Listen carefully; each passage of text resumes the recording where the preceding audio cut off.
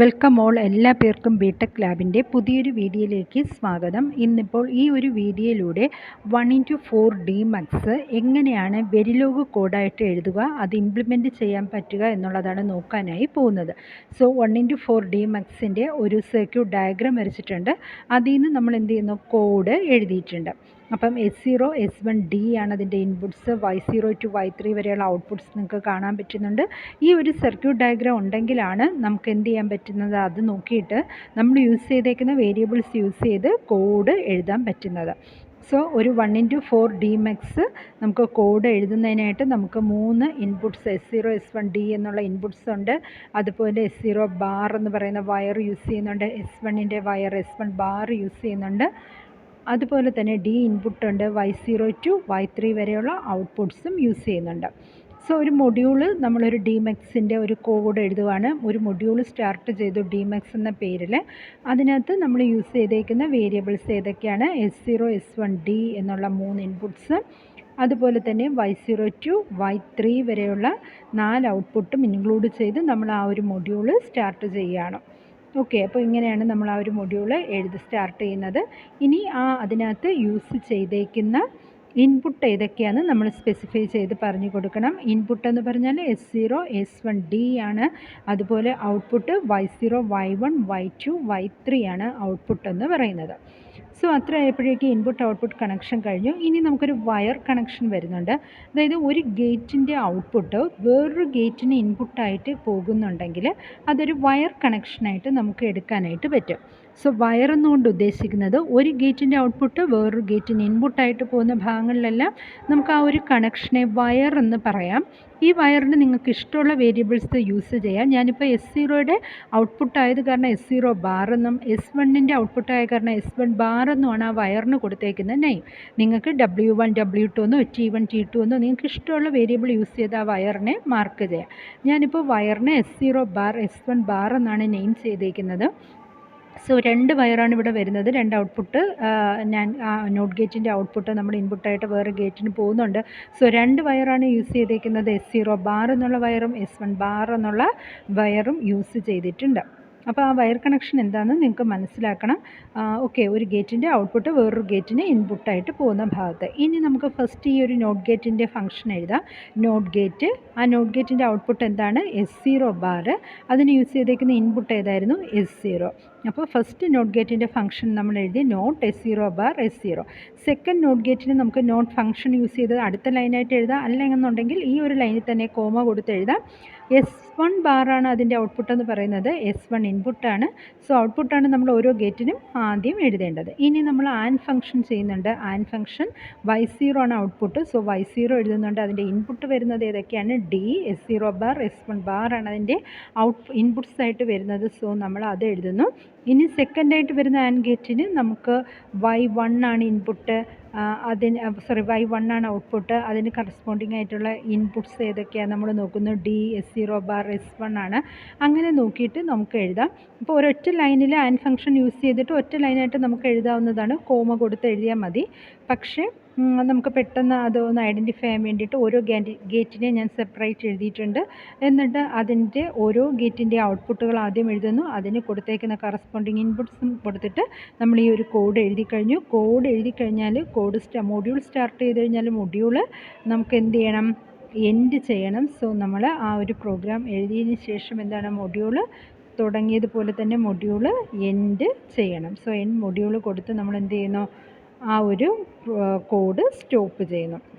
Okay, ഇനി നമുക്ക് സൈലിങ്സ് എടുക്കുക. സൈലിംഗ് സോഫ്റ്റ്വെയർ എടുത്തിട്ട് നമ്മൾ എന്ത് ചെയ്യുന്നു, ഫയൽ എടുക്കുന്നു. ഫയലിൽ എന്താ ചെയ്യുന്നത്, ന്യൂ പ്രോജക്റ്റ്. അപ്പോൾ നമ്മൾ ഈ വീഡിയോസൊക്കെ നേരത്തെ ഇതിനു മുമ്പും ചെയ്തിട്ടുണ്ട്. അപ്പോൾ അതിനകത്ത് ഒന്നും കൂടി വിശദമായിട്ട് പറഞ്ഞിട്ടുണ്ട്. ഫയൽ എടുക്കുന്നു. ഫയലിൽ ന്യൂ പ്രോജക്റ്റ് കൊടുക്കുമ്പോൾ നമ്മളോട് ഫയൽ നെയിം ചോദിക്കുന്നുണ്ട്. നമുക്ക് ഡീമൾട്ടിപ്ലക്സർ ചെയ്യുന്നുണ്ട്. ഡീമൾട്ടിപ്ലക്സർ എന്ന് പേര് കൊടുക്കാം. നമുക്ക് ഇഷ്ടമുള്ള പേര് ആ ഒരു ഫയലിൽ കൊടുത്ത് നമുക്ക് എന്ത് ചെയ്യാവുന്നതാണ്. ഇതിന് മുന്നേ ഇതിനുള്ള വീഡിയോസ് നമ്മൾ ചെയ്തിട്ടുണ്ട്. അപ്പോൾ ഓരോന്നും കഴിഞ്ഞ് നെക്സ്റ്റ് കൊടുത്ത് നമ്മൾ വരുന്നുണ്ട്. അപ്പോൾ ഈ കൊടുത്ത ഡീമൾട്ടിപ്ലക്സർ എന്നുള്ള പേര് നമ്മുടെ സൈഡിൽ വരുന്നുണ്ട്. അത് റൈറ്റ് ക്ലിക്ക് ചെയ്ത് ന്യൂ പ്രോജക്റ്റ് എടുക്കുന്നു. നമ്മൾ വെരിലോഗ് മൊഡ്യൂളിൽ ചെയ്യുന്ന കാരണം വെരിലോഗ് മൊഡ്യൂള് സെലക്ട് ചെയ്യുന്നു. അവിടെ നമുക്കൊരു നെയിം കൊടുക്കേണ്ടതായിട്ടുണ്ട്, ആവശ്യമുണ്ട്. സോ ഞാൻ DMX എന്ന് പേര് കൊടുക്കുകയാണ്. നെക്സ്റ്റ് കൊടുക്കുമ്പോൾ നമുക്ക് ഇൻപുട്ട് ഔട്ട്പുട്ട് കൊടുക്കേണ്ട ആ ഒരു ഇത് വരുന്നുണ്ട്. നമ്മുടെ ഇൻപുട്ട്സ് എന്ന് പറഞ്ഞാൽ S0 S1 D ആണ് നമ്മുടെ ഇൻപുട്ട്സുകൾ. ഓക്കെ, അത് നമ്മൾ ടൈപ്പ് ചെയ്ത് കൊടുക്കുക. അത് കഴിഞ്ഞിട്ട് നമുക്കുള്ള ഔട്ട്പുട്ട്സ് എന്ന് പറഞ്ഞാൽ ഏതൊക്കെയാണ്, നമ്മൾ ഔട്ട്പുട്ടൊന്ന് മാറ്റി ചേഞ്ച് ചെയ്ത് കൊടുക്കുക. അത് കഴിഞ്ഞിട്ട് Y0 Y1 Y2 Y3 ആണ് നമ്മുടെ ഔട്ട്പുട്ട്സ് എന്ന് പറയുന്നത്. സോ അത് നമ്മളിവിടെ തന്നെ അങ്ങ് എന്ത് ചെയ്യുക, മാർക്ക് ചെയ്ത് കൊടുക്കുക.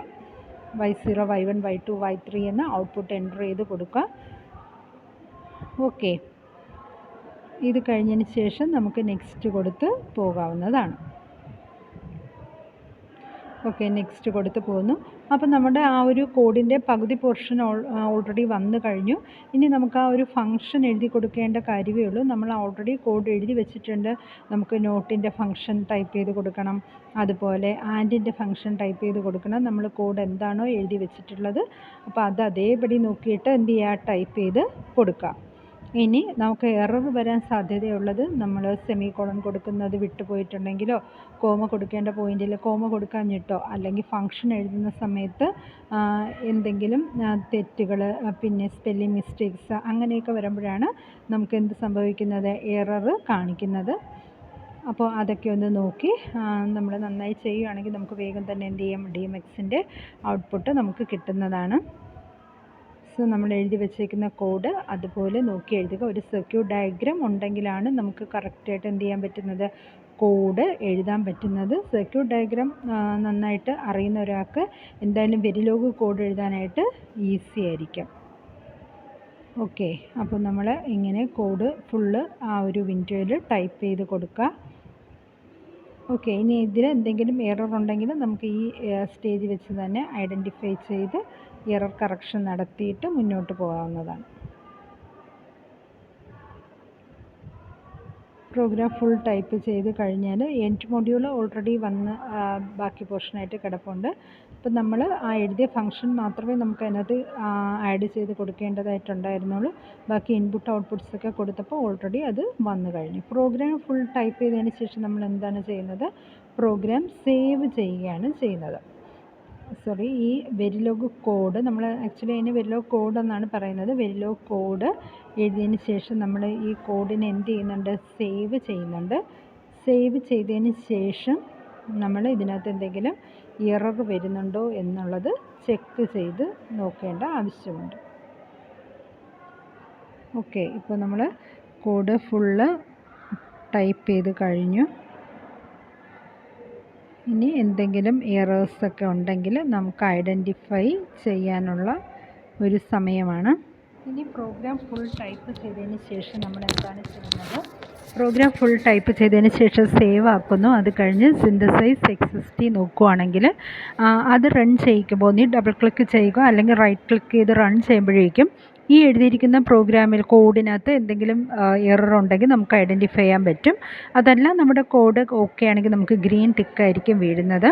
അത് കഴിഞ്ഞ് നമ്മൾ മേളിൽ ചെന്ന് ഫയൽ നെയിം സെലക്ട് ചെയ്യുന്നു, റൈറ്റ് ക്ലിക്ക് ചെയ്യുന്നു, വെരിലോഗ് ടെസ്റ്റ് ഫിക്സ്ചർ ആണ് കൊടുക്കുന്നത്. വെരിലോഗ് ടെസ്റ്റ് ഫിക്സ്ചർ കൊടുക്കുന്നു. ഇപ്പം മക്സ് ടെസ്റ്റ് ചെയ്യാനുള്ളത് കൊണ്ട് DMX ടെസ്റ്റ് ചെയ്യാനുള്ളത് കൊണ്ട് ടെസ്റ്റ് DMX എന്ന് ഞാൻ പേര് കൊടുത്ത് നെക്സ്റ്റ് കൊടുത്തു. അങ്ങനെ വരുന്ന സമയത്ത് നമുക്ക് ഇൻപുട്ട്സ് കൊടുക്കാനുള്ള ആ ഒരു പേജ് ഓപ്പണായി വരും. ഇനിഷ്യലൈസ് ബിഗിൻ എന്ന് പറയുന്നതിൻ്റെ തൊട്ട് താഴെയുള്ള ആ ഒരു പോർഷനിലാണ് നമ്മൾ ഇൻപുട്ട്സ് സെറ്റ് ചെയ്ത് കൊടുക്കേണ്ടത്. നമ്മുടെ സെലക്ട് ലൈൻസിൻ്റെ ഡിഫറെൻറ്റ് കണ്ടീഷൻസ് വെച്ചിട്ടായിരിക്കും നമ്മൾ ഇൻപുട്ട് സെറ്റ് ചെയ്ത് കൊടുക്കാൻ പോകുന്നത്. അപ്പോൾ നമുക്ക് S0 S1 D 3 ഇൻപുട്ട്സാണുള്ളത്. അപ്പോൾ നമുക്ക് ആദ്യം സെലക്ട് ലൈൻസ് S1 S0 0 0 കണ്ടീഷനിൽ സെറ്റാക്കാം. അതുപോലെ D എന്നുള്ള ഔട്ട്പുട്ട് 1ലാക്കി കൊടുത്തു നോക്കാം. അതുപോലെ S0 0 S0 S1 1 എന്നുള്ള പൊസിഷൻ D 1 ആക്കി കൊടുക്കുക. നെക്സ്റ്റ് S0 1 S1 0 ആക്കി കൊടുക്കുക. അത് കഴിഞ്ഞ് S0 S1 രണ്ടും 1 ആക്കി കൊടുക്കുക. ഈ ടൈമിലെല്ലാം നമ്മുടെ D ഔട്ട്പുട്ട് ഡി ഇൻപുട്ട് 1 ആക്കി സെറ്റ് ചെയ്ത് കൊടുക്കുക. അപ്പോൾ നമുക്കറിയാം ആ ഒരു സെലക്ട് ലൈൻസും ആ ഒരു കൊടുത്ത ഡേറ്റ ഇൻപുട്ടും വെച്ചിട്ടായിരിക്കും നമുക്കുള്ള ഔട്ട്പുട്ട് വരുന്നത്. സോ നമ്മൾ ആദ്യത്തെ ലൈൻ കഴിഞ്ഞതിന് ശേഷം ഒരു 100 നാനോ സെക്കൻഡ് ഡിലേ കൊടുക്കുന്നുണ്ട്. ഫസ്റ്റ് ഇൻപുട്ട് ചെന്ന് കഴിഞ്ഞ് ഒരു 100 നാനോ സെക്കൻഡ് കഴിഞ്ഞിട്ടായിരിക്കണം സെക്കൻഡ് ഇൻപുട്ട് ചെല്ലേണ്ടത്. അതുപോലെ സെക്കൻഡ് ചെന്ന് ഒരു ഡിലേ കഴിഞ്ഞിട്ട് വേണം തേർഡ് ചെല്ലാനായിട്ട്. അല്ലെങ്കിൽ നമുക്ക് ഈ ഇൻപുട്സ് എല്ലാം കൂടി മെർജ് ചെയ്ത് വരുന്ന ഒരു രീതിയിലായിരിക്കും നമുക്ക് ഒരു ഡിലേ കൊടുത്ത് ഓരോ ഇൻപുട്സും ചെന്ന് ഒരു ഡിലേ കഴിഞ്ഞിട്ട് വേണം അടുത്ത ഇൻപുട്സ് കൊടുക്കേണ്ടത്. അതിനാണ് നമ്മൾ ആ ഒരു #100 എന്ന് വെച്ചിട്ട് കൊടുക്കുന്നത്. 100ന് വരെ നിങ്ങൾക്ക് 200ഓ 50ഓ ഇഷ്ടമുള്ള ഒരു ഡിലേ കൊടുത്തിട്ട് ഇൻപുട്സ് സെറ്റ് ചെയ്ത് കൊടുക്കാവുന്നതാണ്. അപ്പോൾ നമ്മുടെ ആ ഒരു കണ്ടീഷൻ അനുസരിച്ചിട്ട് നമുക്കറിയാലോ DMXൻ്റെ ട്രൂത്ത് ടേബിൾ അറിയാം. ആ ഒരു ട്രൂത്ത് ടേബിൾ വെച്ചിട്ട് ആ കണ്ടീഷൻസ് കൊടുക്കുക. 0 0 1 0 1 0 1 0 1 ആൻഡ് ഫൈനലി 1 1 1 കൊടുക്കുക. അത് കഴിഞ്ഞ് ഡേറ്റ ഇൻപുട്സ് 0 ആക്കി കൊടുത്തു കഴിഞ്ഞാൽ നമുക്ക് എന്താണ് ഡേറ്റ 0 ആണെങ്കിൽ ഔട്ട്പുട്ട് ഓൾവേസ് എന്ത് തന്നെയായിരിക്കും 0 തന്നെയായിരിക്കും കിട്ടുന്നത്. അപ്പം അതും വേണമെങ്കിൽ നമുക്ക് ടെസ്റ്റ് ചെയ്ത് നോക്കാം. 2 input condition select lines condition മാറ്റി വെച്ചിട്ട് ഔട്ട്പുട്ട് നമുക്ക് വേണമെങ്കിൽ D0 സെറ്റ് ചെയ്ത് നോക്കാം. ഔട്ട്പുട്ടിൽ 0 ആണോ ഡിസ്പ്ലേ ചെയ്യുന്നതെന്ന് അറിയാനായിട്ട്. ഓക്കെ, നമുക്ക് ഉള്ള ആ ഒരു ഇൻപുട്സ് എല്ലാം സെറ്റ് ചെയ്തതിന് ശേഷം നേരത്തെ ചെയ്ത പോലെ തന്നെ നമുക്ക് എന്ത് ചെയ്യാൻ പറ്റും, സേവ് ചെയ്ത് കൊടുക്കാൻ പറ്റും.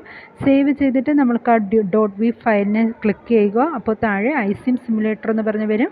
അതിൻ്റെ ആ ഒരു പ്ലസ്സിൽ ക്ലിക്ക് ചെയ്യുകയാണെങ്കിൽ നമുക്ക് behavioural check syntax double click ചെയ്താൽ ഗ്രീൻ ടിക്ക് വീഴുവാണെങ്കിൽ നമ്മൾ കൊടുത്തേക്കുന്ന ഇൻപുട്ട് കണ്ടീഷൻ ഓക്കെയാണ്. അത് കഴിഞ്ഞ് സിമുലേറ്റ് ബിഹേവിയറൽ മോഡൽ കൊടുക്കുക.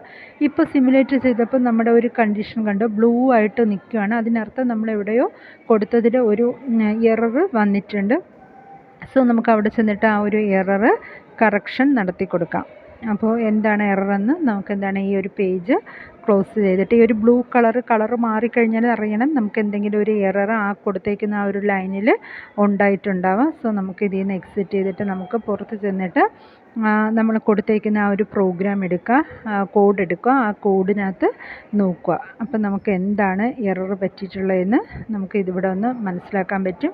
ആ ഒരു എറർ ഐഡൻറ്റിഫൈ ചെയ്തിട്ട് നമ്മളിപ്പം ചിലപ്പോൾ S0ക്ക് വരാൻ S1 മീൻസ് S1 എന്ന് ടൈപ്പ് ചെയ്യാം, അല്ലെങ്കിൽ S2 എന്ന് ടൈപ്പ് ചെയ്യാം. ഞാനിപ്പോൾ ഇവിടെ S2 എന്ന് ടൈപ്പ് ചെയ്ത കാരണമാണ് ആ ഒരു ലൈന് കിട്ടാത്തത്. നമ്മൾ S0 S1 ആയിരുന്നു നമ്മുടെ സെലക്ഷൻ ലൈൻസ്. സോ ആ ഒരു എറർ കണ്ടുപിടിച്ചിട്ട് എന്ത് ചെയ്യുന്നു, നമ്മളിവിടെ വന്ന് തിരുത്തി കൊടുത്തിട്ട് നമ്മൾ എന്ത് ചെയ്യും, അതിനെ സേവ് ചെയ്യും. സേവ് ചെയ്തിട്ട് നമ്മൾ വീണ്ടും ഒന്ന് സിമുലേറ്റ് ചെയ്ത് നോക്കുവാണെങ്കിൽ നമുക്ക് കറക്റ്റായിട്ടുള്ള ഔട്ട്പുട്ടായിരിക്കും കിട്ടുന്നത്. ഇതൊരു സൂം ടു ഫുൾ വ്യൂ എന്നുള്ള ആ ഒരു ബട്ടൺ പ്രസ് ചെയ്താൽ നമുക്ക് സെപ്പറേറ്റ് കാണാനായിട്ട് പറ്റും.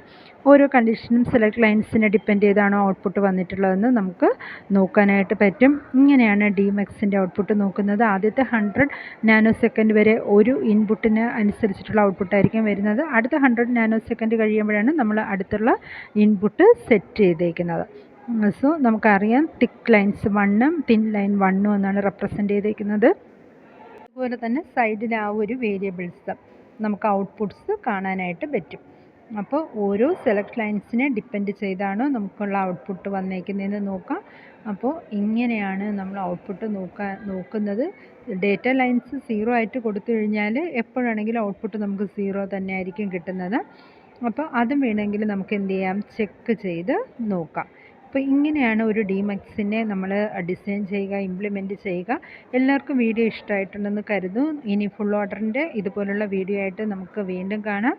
ഓക്കെ, അപ്പം ഇത് ആ ഒരു കോഡ് മനസ്സിലാക്കി കഴിഞ്ഞാൽ നമുക്ക് ഇതേ മോഡൽ തന്നെയാണ് എല്ലാ കോഡുകളും വെരിലോഗിൽ ചെയ്യാൻ പറ്റുന്നത്. സോ നമുക്കിവിടെ ഔട്ട്പുട്ട് നമുക്ക് ഇഷ്ടമുള്ള രീതിയിൽ ഇൻപുട്സൊക്കെ സെറ്റ് ചെയ്ത് കൊടുത്തിട്ട് എന്താണ് അതിന് കറസ്പോണ്ടിങ് ആയിട്ടാണോ നമുക്ക് ഔട്ട്പുട്ട് വരുന്നതെന്ന് നോക്കാം. D0 ആക്കി വെച്ചിട്ട് D ഇൻപുട്ട് 0 ആക്കി സെലക്ട് ചെയ്ത് വെച്ചിട്ടും നമ്മൾ ഔട്ട്പുട്ട് കൊടുത്ത് നോക്കുന്നുണ്ട്. ഓക്കെ, അപ്പോൾ ഔട്ട്പുട്ട് അതിന് കറസ്പോണ്ടിങ് ആയിട്ട് തന്നെ വരുന്നുള്ളത് എന്നും കൂടി നമ്മൾ വെരിഫൈ ചെയ്ത് നോക്കേണ്ട ആവശ്യമുണ്ട്. അപ്പം ഇത്രയാണ് ആ ഒരു DMX വീഡിയോയിലൂടെ പറയാനായിട്ട് ഉദ്ദേശിച്ചത്. ഇതുപോലെ ബാക്കി വീഡിയോസായിട്ട് വീണ്ടും കാണാം. Thanks for watching.